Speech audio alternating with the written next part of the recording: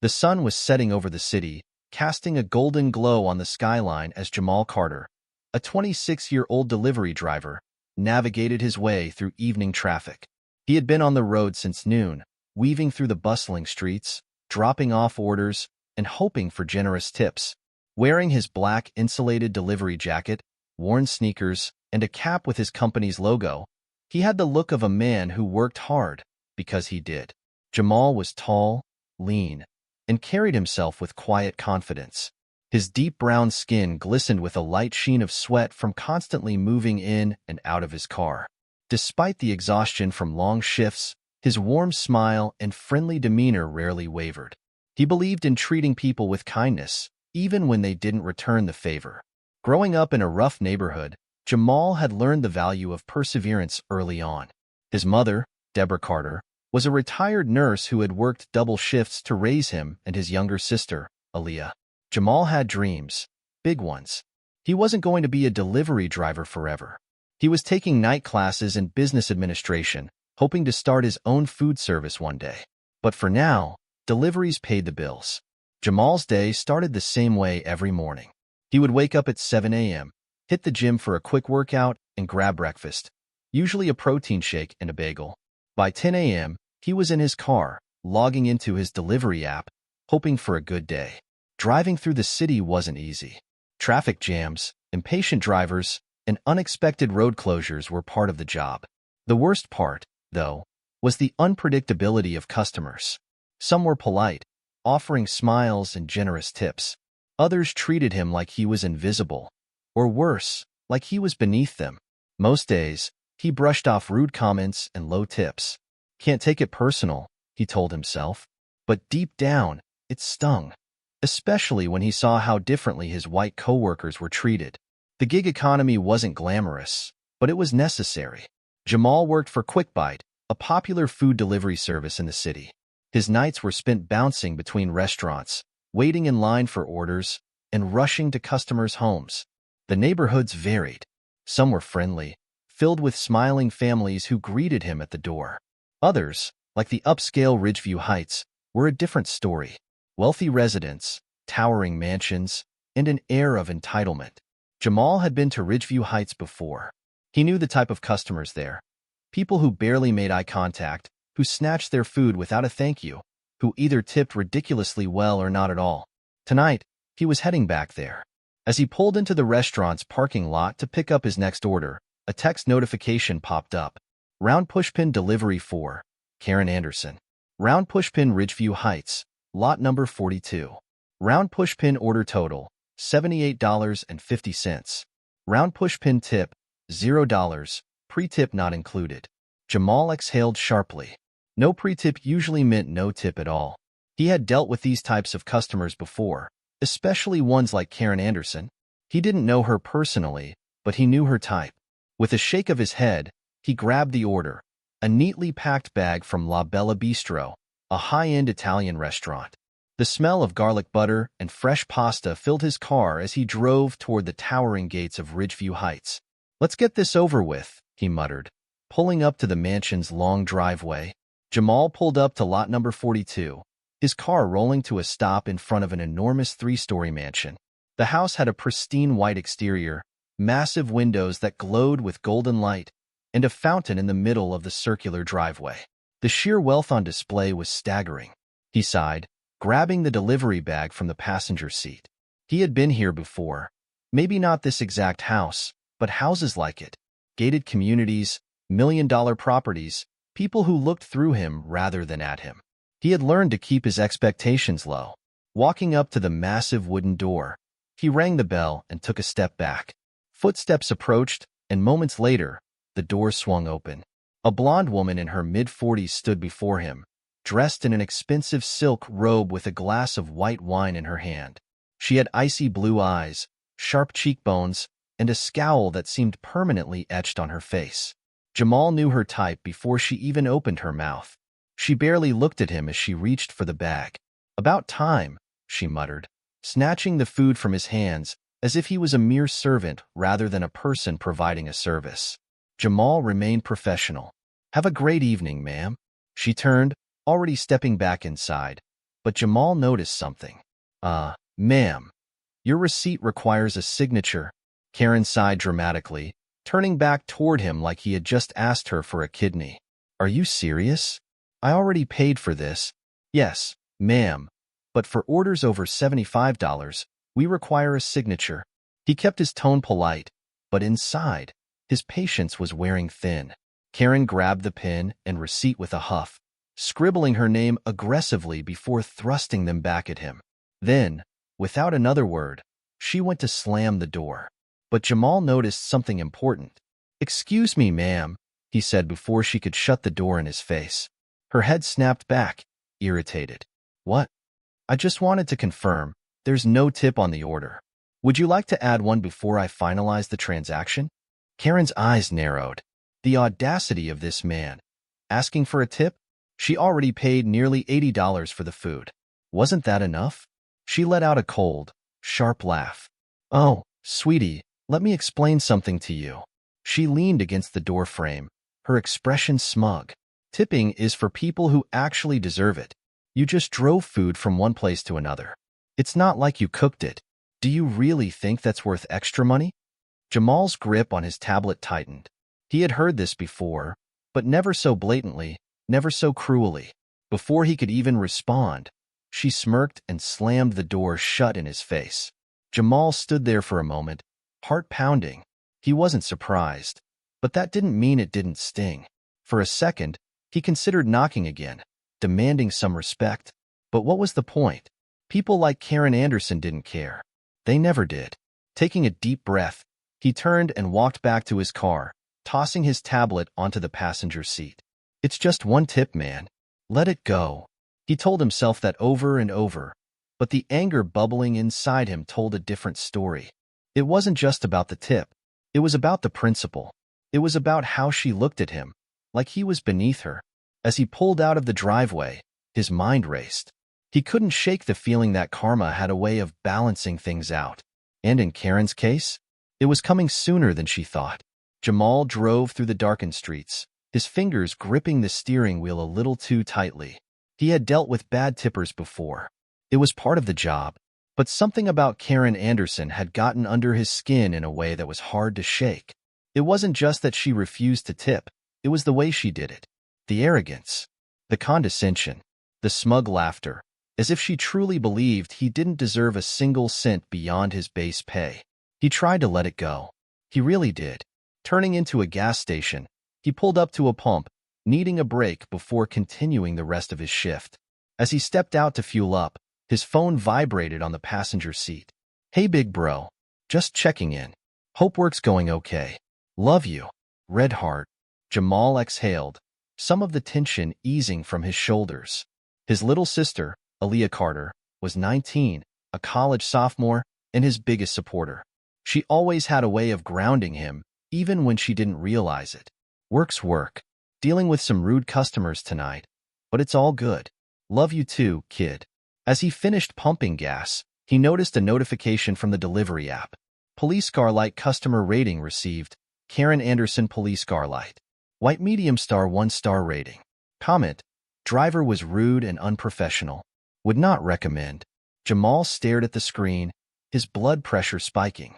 You've got to be kidding me. Karen hadn't just refused to tip. She had gone out of her way to tank his rating. For delivery drivers, customer ratings were everything. If his score dropped too low, it could lead to fewer orders, lower priority on high-paying deliveries, and even deactivation from the app. She wasn't just being stingy. She was messing with his livelihood. Jamal closed his eyes, gripping the bridge of his nose. Breathe, man. Don't let her get to you. But the universe had other plans. Because Karen Anderson was about to get a taste of karma. Karen's night takes a turn. Meanwhile, back at the Anderson mansion, Karen was enjoying her expensive pasta and sipping on her third glass of wine. The delivery driver was already a forgotten memory, just another worker she didn't have to think about.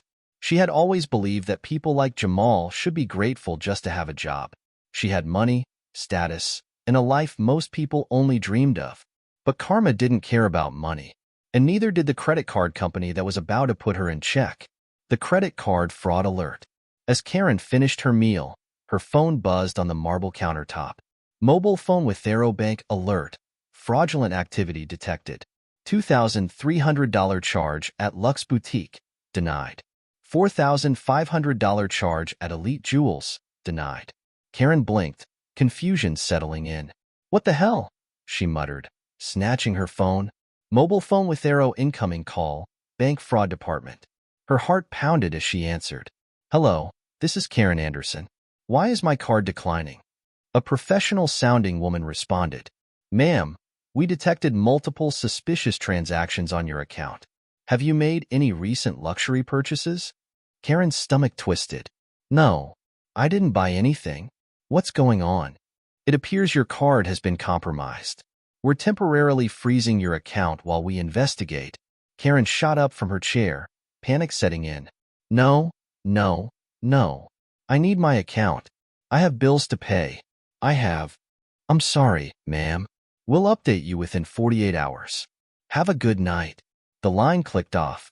Karen stood there, her face draining of color. Her credit cards were frozen. No online shopping. No takeout. No wine deliveries. Nothing. Her perfect night had just taken a nosedive. And it was about to get worse. Public humiliation. The internet strikes back. Karen stormed to her laptop, desperate to find out what had happened. As she angrily typed her login info into her banking app, a notification popped up on her Facebook account. Mobile phone with Thero, you've been tagged in a post. Confused, she clicked the link. And then, her blood ran cold. A viral Reddit thread had started spreading. Police Scarlight, racist woman refuses to tip black delivery driver, then leaves 1-star review to hurt his job, Police Scarlight. And the worst part? Someone had recorded her entire interaction with Jamal.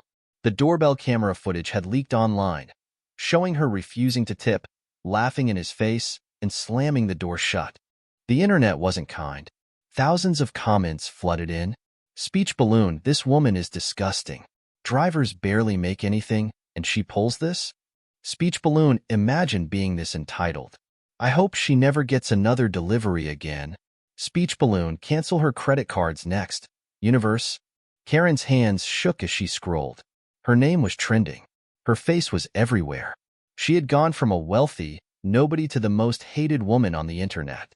And she hadn't even seen the worst of it yet. Because karma? It wasn't done with her. Karen's world falls apart.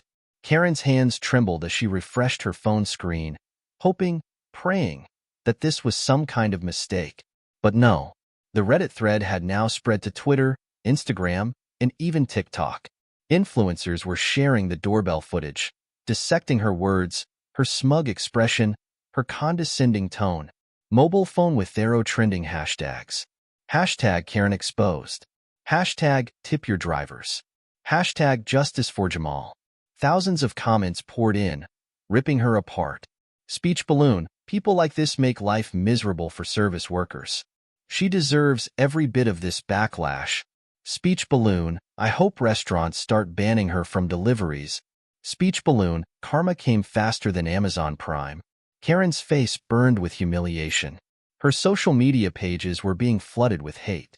People were commenting on her old posts, tagging her friends, even messaging her family members. No, no, no. This is out of control, she shrieked, gripping her head. But the nightmare wasn't over. Her email inbox lit up with notifications. Envelope with arrow subject. Account termination. Lux Catering app. Envelope with arrow subject. Service ban. Fine dine delivery. She clicked in horror as multiple food delivery services banned her from their platforms. She tried to place an order, just to see if it was true. Police Scarlight error. Your account has been permanently disabled. Police Scarlight. What? She screeched. Karen Anderson, a woman who had never cooked a day in her life, was officially banned from every major food delivery service in town. Her stomach twisted. She had never stepped foot inside a grocery store. How was she supposed to eat? The employer fallout, losing everything. As she tried to process the chaos, her phone rang again. Mobile phone with Thero incoming call. HR department, Caldwell Realty. Her breath caught. She worked as a luxury real estate agent for an elite firm. Her entire brand was built on prestige, on being high class. If this scandal touched her professional life, With shaking hands, she answered. Hello, Karen speaking, she said, forcing a cheerful tone. Karen. The voice on the other end was cold. We need to talk. Karen swallowed hard. Of course. Is this about the new property listings? No. It's about the viral video of you berating a delivery driver. Her stomach plummeted. This is a misunderstanding. I can explain. There's nothing to explain. Our clients value reputation. Your face is everywhere, and they don't want to be associated with you. Effective immediately, you're on an indefinite suspension. Karen gasped. Wait. No, you can't do this. The line clicked off. She stared at her phone in horror. Her job, her income, everything she had built, gone. Jamal's perspective, seeing the fallout. Meanwhile, across town, Jamal sat on his couch, scrolling through his phone. The story had exploded overnight. At first, he had been hesitant to watch the video. He didn't like seeing himself in situations like that, where he was disrespected, belittled. But when he finally pressed play, something unexpected happened. Instead of feeling small, he felt vindicated. People saw the truth. They had his back. His inbox was full of messages of support. Envelope with arrow, man. I'm a driver too, and I felt this in my soul. Stay strong. Envelope with arrow, I just sent you a tip through Cash App, bro. People like her are the worst. Envelope with arrow, bro. Your story made me realize I need to be tipping better. Respect. Jamal blinked. For once, instead of being overlooked, he was being heard. And the woman who had tried to hurt his livelihood? Karma had taken care of her. Karen's breaking point, the moment of realization. Back at the mansion, Karen sat alone in the dark. Her credit cards were frozen. Her delivery accounts were banned. Her job was slipping through her fingers. The phone calls had stopped coming. For the first time in years, Karen Anderson wasn't the one looking down on others. She was the one falling. And nobody was there to catch her. As she stared at the screen, watching thousands of strangers tear apart her character, she had to face the ugly truth. She had spent years treating service workers like they were beneath her. Now, the world was reminding her that no one is too rich to be humbled. And for the first time in her life, she finally understood what it felt like to be powerless. Karen faces the consequences. Karen sat on her plush leather couch, staring blankly at her phone screen. Just days ago, her life had been perfect, a world of luxury, comfort, and effortless privilege. Now, it felt like it was crumbling beneath her. Her credit cards were still frozen. Her job was in jeopardy. Her face was all over the internet, for the worst possible reason. She had tried to ignore the backlash, but it was impossible. The scandal had even reached news stations, with headlines dissecting her behavior. Television, viral video sparks debate on tipping culture and privilege. Television, entitled Woman Faces Backlash After Refusing to Tip, Leaving Malicious Review. She had become a national punchline, and no one was coming to her defense. Not her wealthy friends. They had stopped responding to her texts. Not her colleagues. They were distancing themselves from the scandal. Not even her family, who had told her she was on her own with this one. Karen had always looked down on people who worked service jobs. Now, those very people had the power to shut her out. She had never felt so alone. Jamal's life takes a turn for the better. While Karen's world was falling apart, Jamal's was rising. His inbox was flooded with messages of support from strangers who had seen the viral video. Envelope with arrow, I sent you a $50 tip. Wish I could do more, man. Keep your head up. Envelope with arrow, we started a GoFundMe for you. People want to show appreciation. At first, Jamal had been overwhelmed. He wasn't used to this kind of attention. But then, he saw the GoFundMe page. Moneybag, $25,000 raised for Jamal Carter Moneybag. His mouth fell open. People, complete strangers, had donated money just to show their gratitude. His hard work, his struggles, his dignity. They saw it. For the first time in his life, he felt valued. And maybe, just maybe, he had a way out of this job. Karen's attempt to make amends. Days passed, and the scandal refused to die down. Karen had no choice but to acknowledge the damage she had caused. She knew that no PR statement could fix this. The only way forward was humility. So, For the first time in her life, she did something that felt foreign to her. She apologized. Karen recorded a video, sitting in a simple setting, no makeup, no designer clothes. Just her, raw and exposed. Video camera Karen Anderson, public apology. I owe the world an apology. More importantly, I owe an apology to Jamal Carter. She took a deep breath. I was wrong. There's no excuse for the way I treated him. I let my privilege blind me, and I hurt someone who was just trying to do his job. Her voice cracked. I see now how much I took for granted. And I don't expect forgiveness, but I want to do better. I need to do better. She paused, swallowing the lump in her throat. Jamal, if you see this, I'm sorry. She posted the video, and then, for the first time in days, she let herself cry. A new beginning for both. Jamal saw the video. He didn't know how to feel. Part of him wanted to reject it, to say, too little, too late. But another part of him knew that change only happens when people are willing to learn. So instead of responding with anger, he simply commented, "Speech balloon, we all make mistakes. Growth is what matters." And with that, he closed the chapter.